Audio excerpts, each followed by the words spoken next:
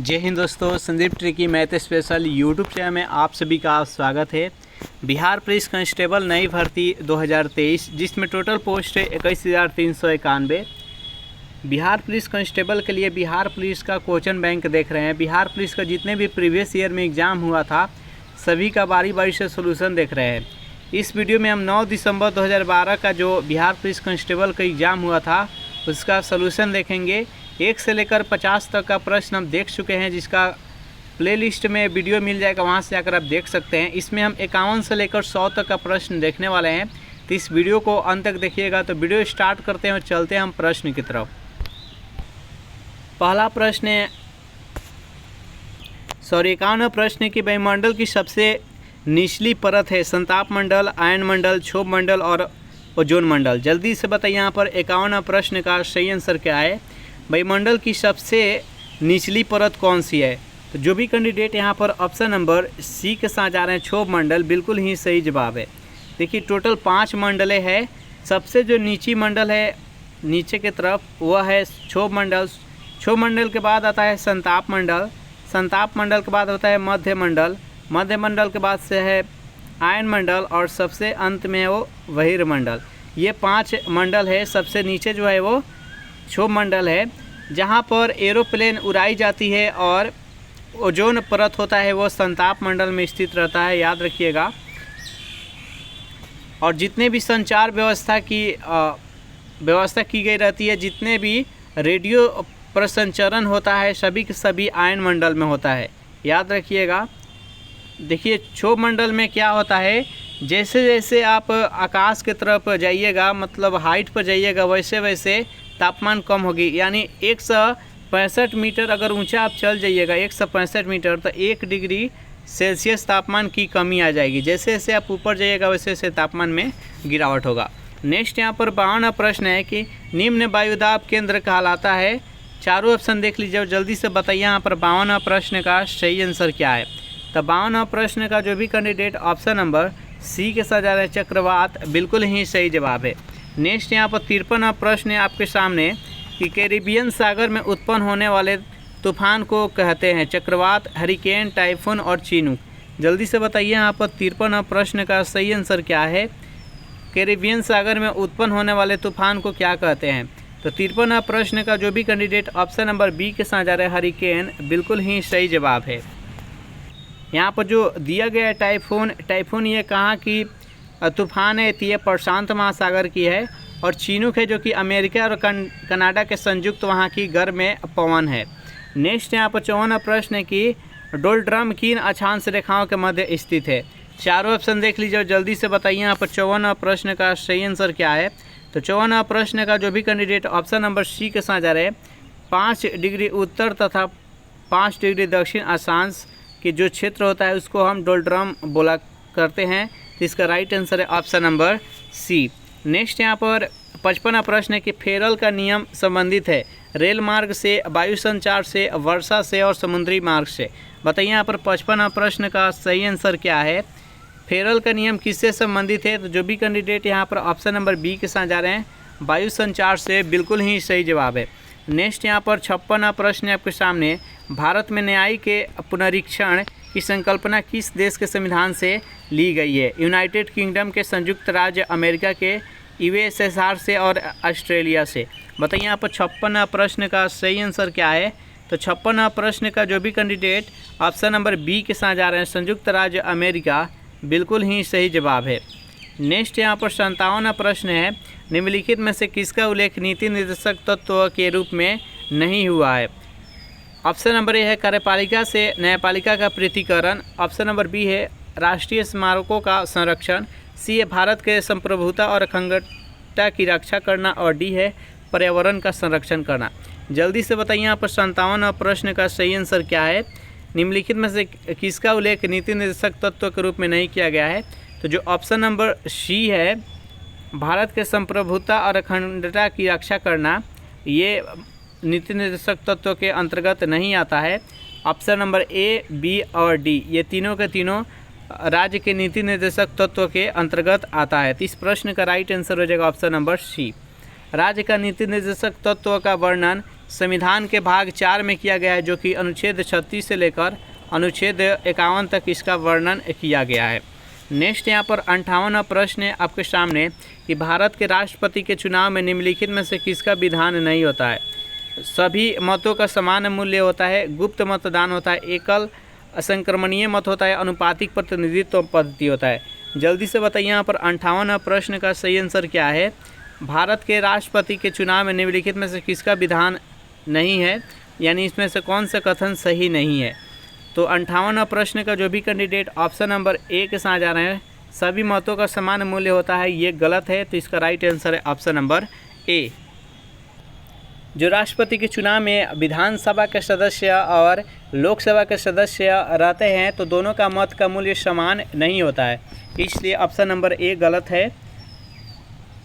राष्ट्रपति के चुनाव मंडल का वर्णन भारतीय संविधान के अनुच्छेद 54 में किया गया है तथा अनुच्छेद 55 में इसका प्रक्रिया के बारे में वर्णन किया गया है। नेक्स्ट यहाँ पर 59वां प्रश्न है कि द्वैध शासन प्रावधान किस एक्ट में किया गया था। चारों ऑप्शन देख लीजिए और जल्दी से बताइए यहाँ पर 59वां प्रश्न का सही आंसर क्या है। 59वां प्रश्न का जो भी कैंडिडेट ऑप्शन नंबर सी के साथ जा रहे हैं, भारत शासन एक्ट 1919 बिल्कुल ही सही जवाब है। नेक्स्ट यहाँ पर 60वां प्रश्न देखते हैं।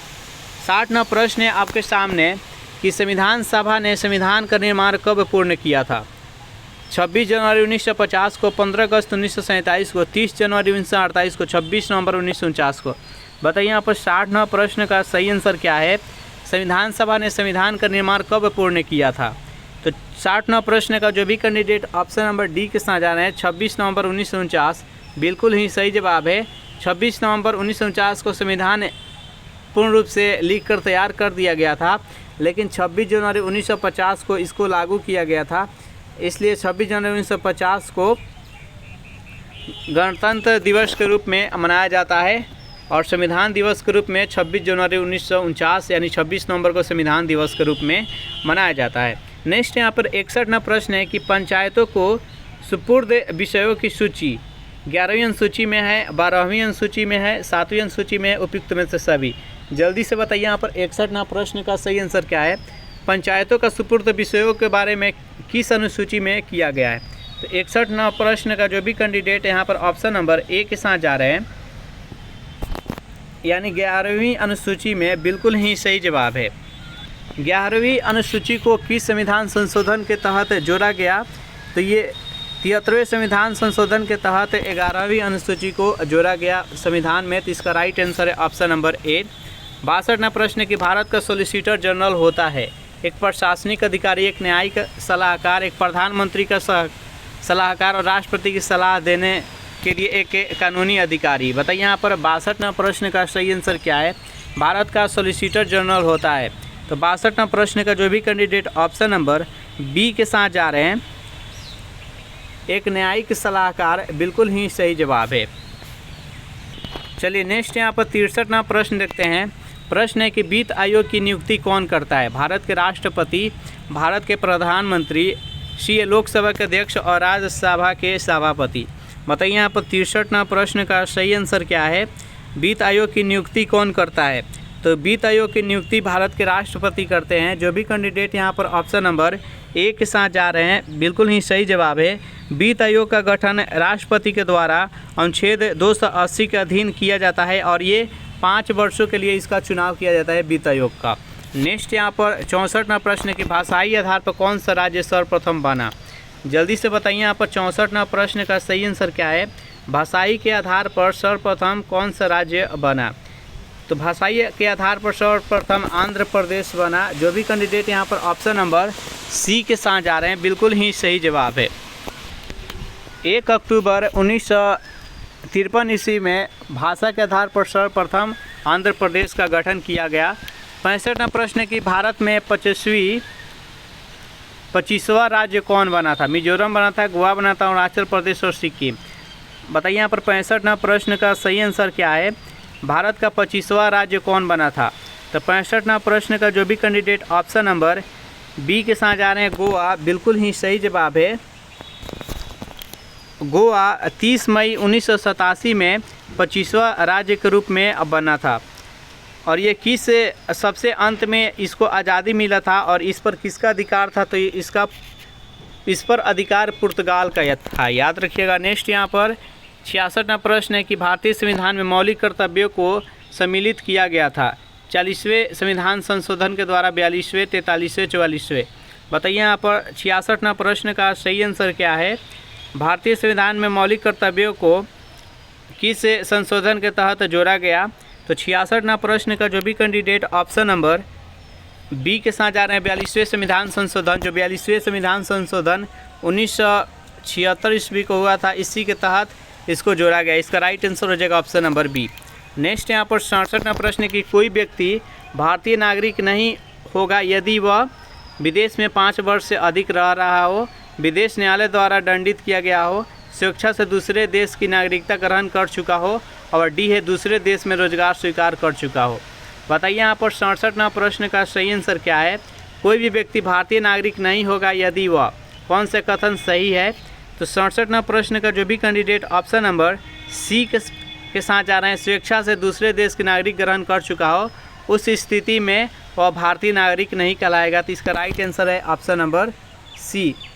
भारतीय संविधान में नागरिकता के बारे में वर्णन भारतीय संविधान के भाग 2 में किया गया है, जो कि अनुच्छेद 5 से लेकर अनुच्छेद 11 तक इसका वर्णन किया गया है। नेक्स्ट यहाँ पर 68वां प्रश्न है कि नागरिकता समता का आशय है कानून के समक्ष समानता, अवसर की समानता, धन का समान विवरण और राज्य के मामलों में भागीदारी के समान अधिकार। बताइए यहाँ पर 68वां प्रश्न का सही आंसर क्या है।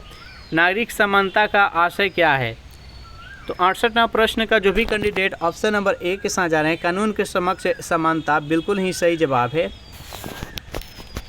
समता के अधिकार के बारे में वर्णन संविधान के अनुच्छेद 14 से लेकर 18 तक वर्णन किया गया है, और ये भाग 3 के अंतर्गत आएगा, मौलिक अधिकार के अंतर्गत।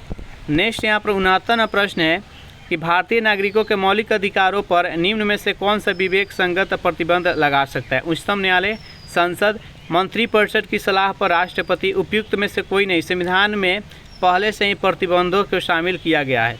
बताइए यहाँ पर 69वां प्रश्न का सही आंसर क्या है, जल्दी से कमेंट कीजिए। तो 69वां प्रश्न का जो भी कैंडिडेट ऑप्शन नंबर बी के साथ जा रहे हैं संसद, बिल्कुल ही सही जवाब है। नेक्स्ट यहाँ पर 70वां प्रश्न है आपके सामने। भारत के उपराष्ट्रपति निर्वाचित होते हैं जनता के द्वारा, निर्वाचक मंडलों द्वारा जो राष्ट्रपति को निर्वाचित करता है, संसद के दोनों सदनों के द्वारा, और डी है राज्यों के विधानमंडलों के द्वारा। बताइए यहाँ पर 70वां प्रश्न का सही आंसर क्या है। भारत के उपराष्ट्रपति को कौन निर्वाचित करता है, तो 70वां प्रश्न का जो भी कैंडिडेट ऑप्शन नंबर सी के साथ जा रहे हैं संसद के दोनों सदनों के द्वारा भारत के उपराष्ट्रपति का निर्वाचन किया जाता है, बिल्कुल सही जवाब है। उपराष्ट्रपति बनने के लिए न्यूनतम आयु कितनी होनी चाहिए, तो उपराष्ट्रपति बनने के लिए न्यूनतम आयु 35 वर्ष होना चाहिए, और उपराष्ट्रपति राज्यसभा के सभापति होते हैं। 71वां प्रश्न है आपके सामने। किस तापक्रम पर सेल्सियस और फ़ारेनहाइट के मान समान होते हैं, जल्दी से बताइए। यहाँ पर 71वां प्रश्न का सही आंसर क्या है। 273 डिग्री सेल्सियस पर, -273 डिग्री सेल्सियस पर, -40 डिग्री सेल्सियस पर और 40 डिग्री सेल्सियस पर। बताइए यहाँ पर 71वां प्रश्न का सही आंसर क्या है। किस तापक्रम पर सेल्सियस एवं फ़ारेनहाइट का मान दोनों का समान होता है, तो जो भी कैंडिडेट यहाँ पर ऑप्शन नंबर सी के साथ जा रहे हैं -40 डिग्री सेल्सियस, बिल्कुल ही सही जवाब है।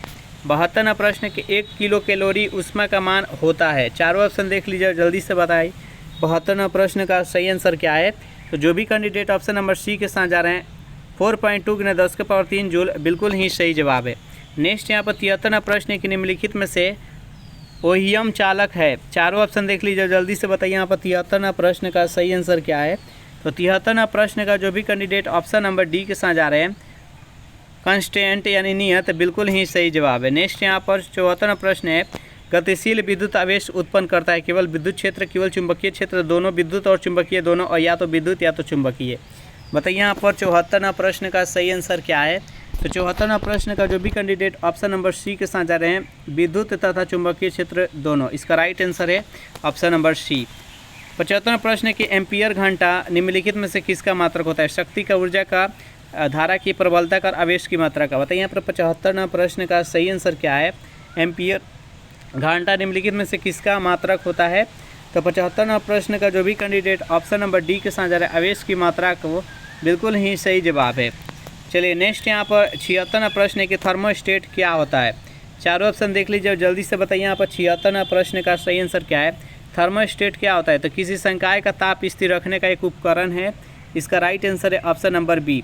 अगर इस सेशन का आपको पीडीएफ चाहिए तो उसके लिए टेलीग्राम ग्रुप बना दिया है, जिसका लिंक इसी वीडियो के नीचे डिस्क्रिप्शन में मिल जाएगा।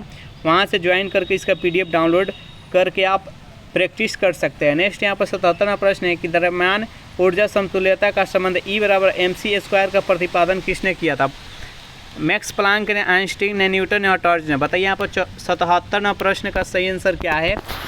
द्रव्यमान ऊर्जा समतुल्यता का संबंध E बराबर mc² ये किसके द्वारा दिया गया था? तो आइंस्टीन के द्वारा। जो भी कैंडिडेट यहाँ पर ऑप्शन नंबर बी के साथ जा रहे हैं बिल्कुल ही सही जवाब है। नेक्स्ट यहाँ पर 78वां प्रश्न है कि आकाश में सबसे चमकदार तारा कौन सा है? चारों ऑप्शन देख लीजिए, जल्दी से बताइए यहाँ पर 78वां प्रश्न का सही आंसर क्या है? आकाश में सबसे चमकदार तारा कौन सा है? तो सरेश है। जो भी कैंडिडेट यहाँ पर ऑप्शन नंबर डी के साथ जा रहे हैं बिल्कुल ही सही जवाब है। नेक्स्ट यहाँ पर 79वां प्रश्न है कि पृथ्वी के भ्रमण की गति है। चारों ऑप्शन देख लीजिए, जल्दी से बताइए यहाँ पर 79वां प्रश्न का सही आंसर क्या है? पृथ्वी के भ्रमण की गति क्या है?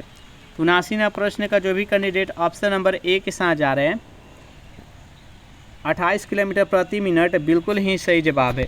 नेक्स्ट यहाँ पर 80वां प्रश्न 1 किलोग्राम पदार्थ के तुल्य ऊर्जा किस क्रम की होती है?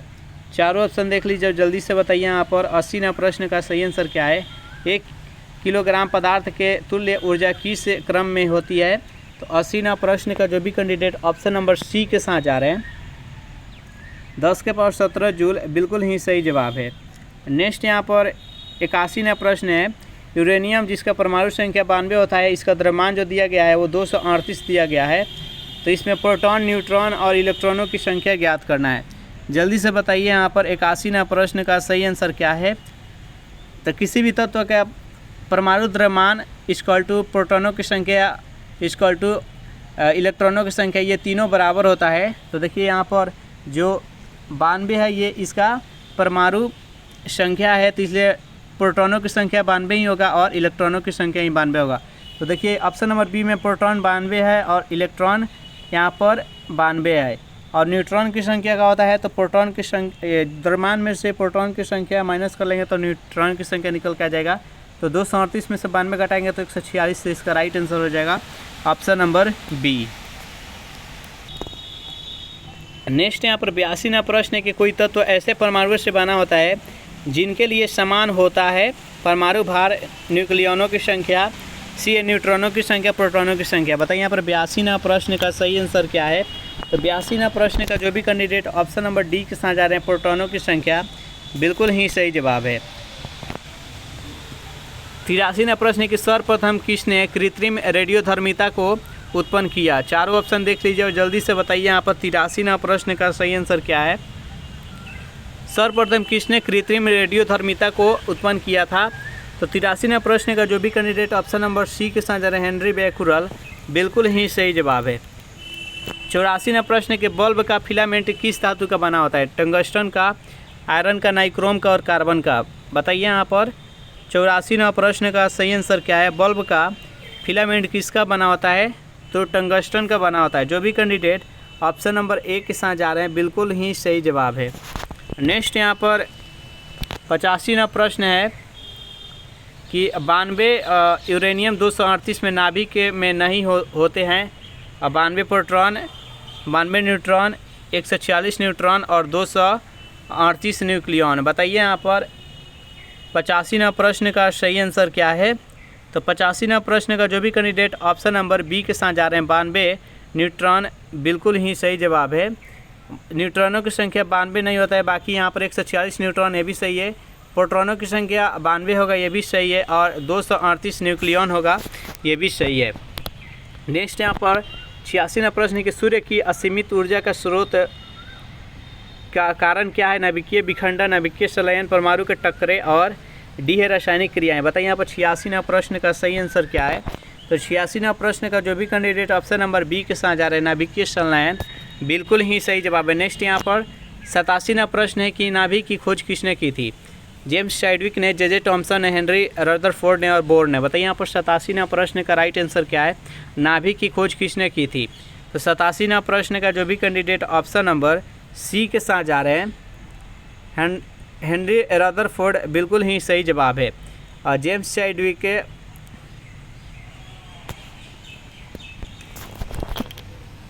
न्यूट्रॉन की खोज की थी, जे टॉमसन इलेक्ट्रॉन की खोज थी और गोल्डस्टीन है जो कि प्रोटॉन की खोज की थी। याद रखिएगा। नेक्स्ट यहाँ पर 88वां प्रश्न, एक वह गैस जो नोबेल गैस कहलाती है? नाइट्रोजन, हाइड्रोजन, ऑक्सीजन और हीलियम। बताइए यहाँ पर 88वां प्रश्न का सही आंसर क्या है?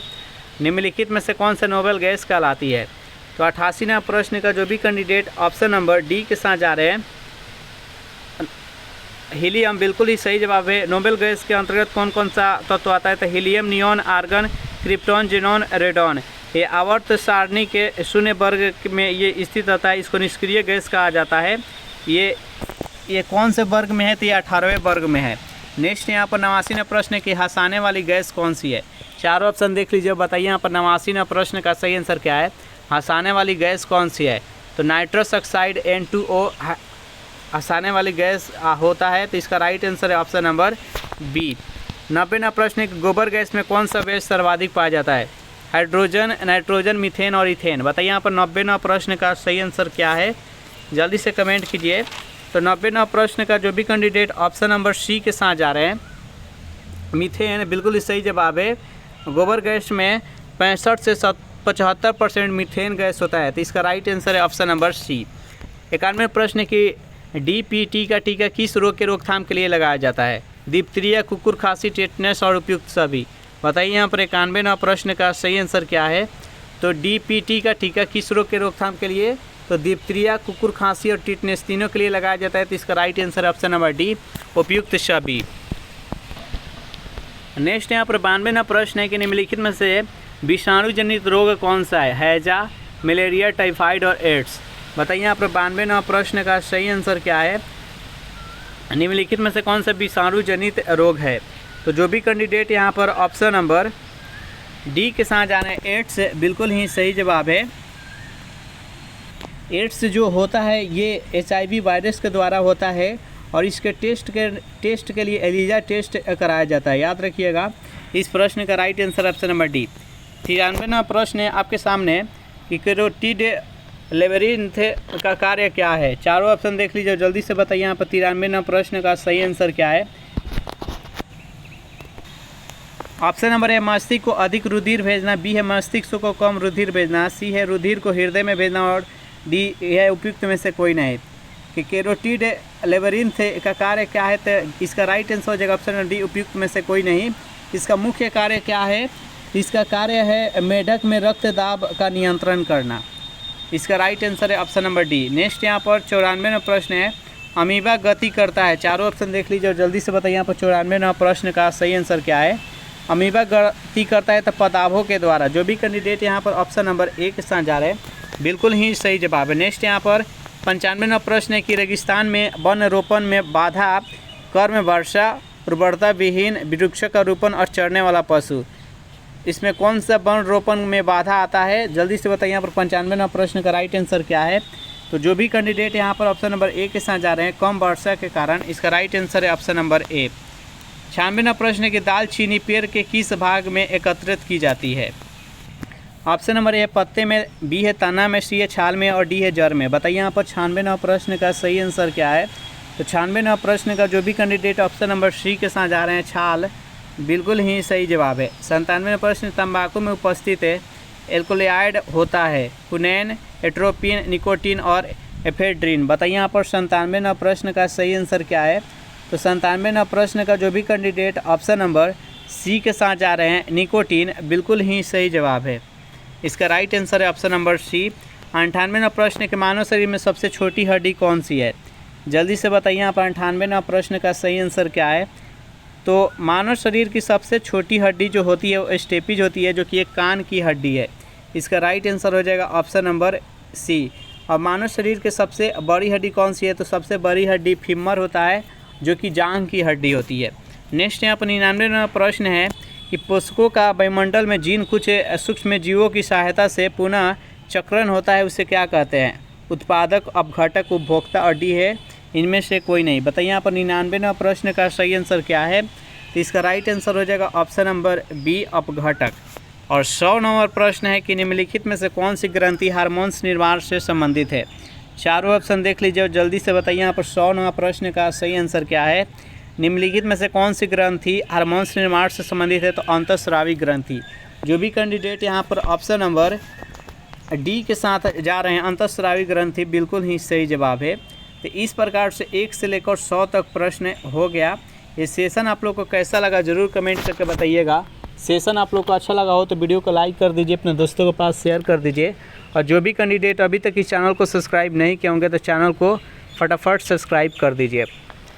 अगर इस सेशन का आपको PDF चाहिए तो उसके लिए टेलीग्राम ग्रुप बना दिए हैं, जिसका लिंक इसी वीडियो का नीचे डिस्क्रिप्शन में मिल जाएगा। वहाँ से ज्वाइन करके इसका PDF डाउनलोड कर सकते हैं। Thanks for watching this video. मिलते हैं नेक्स्ट वीडियो में।